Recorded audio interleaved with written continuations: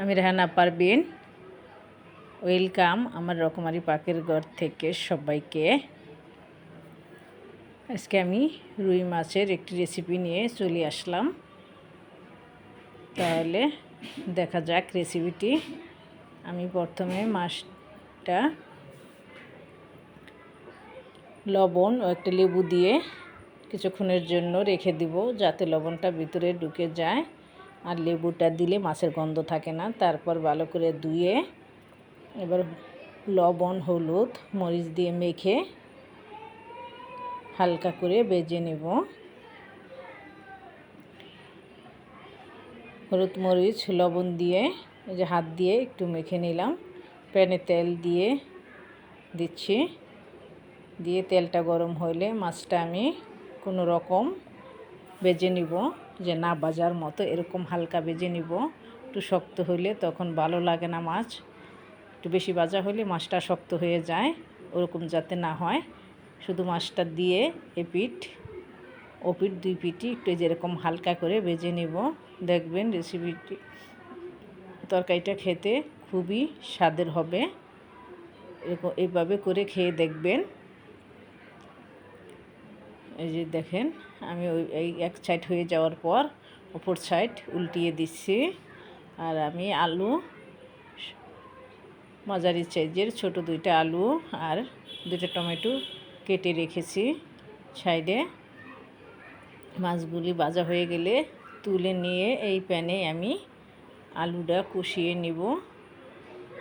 তাহলে দেখতে থাকুন, ভিডিওটা টেনে দেখবেন না, তাহলে সম্পূর্ণ এ থেকে জেড পর্যন্ত দেখতে পারবেন আশা করি। আর এইভাবে রান্না করে খেয়ে দেখবেন, আশা করি ভালো লাগবে সবার। তারপর মাছগুলি আমি তুলে নিয়ে নিলাম। নিয়ে ওইটার ভিতরেই আমি ওই তেলের ভিতরেই আমি পেঁয়াজ কুচি দিয়েছি। আপনারা চাইলে পেঁয়াজ বাটাও দিতে পারেন। তারপর আমি 1 চা চামচ আদা রসুন বাটা দিয়ে দিলাম।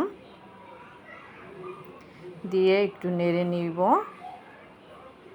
এবার বাকি মশলাগুলি দিয়ে আমি মশলাটা কষিয়ে নিব। 1 চা চামচ হলুদ গুঁড়া দিয়ে দিচ্ছি। মরিচ পরিমাণ মতো দিবেন। আমি আমার মতো আমি 1 চা চামচ দিয়েছি। ধনে গুঁড়াও আমি 1 চা চামচ দিয়ে দিলাম। দিয়ে সব মশলাগুলি আমি কষিয়ে নিব ভালো করে, যাতে মশলার গন্ধ না থাকে। তারপর পরিমাণ মতো লবণ দিয়ে দিলাম। একটু পানি দিয়ে মশলাটা কষিয়ে নিচ্ছি। মশলাটা ভালো করে কষানো হলে তরকারিটাও খেতে স্বাদের হয়। যখন তেল উপরে চলে আসবে তখন আমি আলুগুলি দিয়ে দিব। এই যে সামান্য একটু আলু নিয়েছি, আপনারা চাইলে আরেকটু দিতে পারেন, সেটা আপনাদের ইচ্ছা। আমি এখানে ছোট 2টা আলু নিয়েছি। নিয়ে ভালো করে কষিয়ে নিব, যাতে আলুটা হাফ সিদ্ধ হয়ে যায়, এরকম অবস্থা। এই যে দেখেন, আর একটু পানি দিয়ে আমি ডেকে আলুটা হাফ সিদ্ধ করে নিব। তাহলে দেখতে থাকুন ভিডিওটা, সম্পূর্ণ সব কিছুই জানতে পারবেন।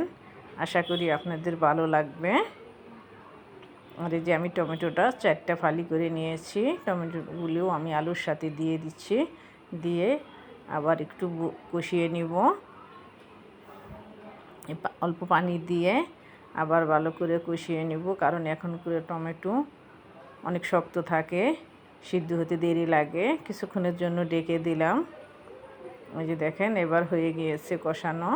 এবার পরিমাণ মতো পানি দিয়ে দিব। পানিটা আমি একটু গরম করে নিয়েছি। আপনারা চাইলে নর্মাল পানিও দিতে পারবেন, অসুবিধা নাই। আমি গরম পানি দিয়েছি, পরিমাণ মতো পানি দিয়ে দিলাম। দিয়ে ভালো করে সিদ্ধ হওয়ার আগ পর্যন্ত আমাকে অপেক্ষা করতে হবে। তারপর যে আমি মাছগুলি দিয়ে দিচ্ছি। মাছগুলি দিয়ে ভালো করে একটু নেড়ে নিব।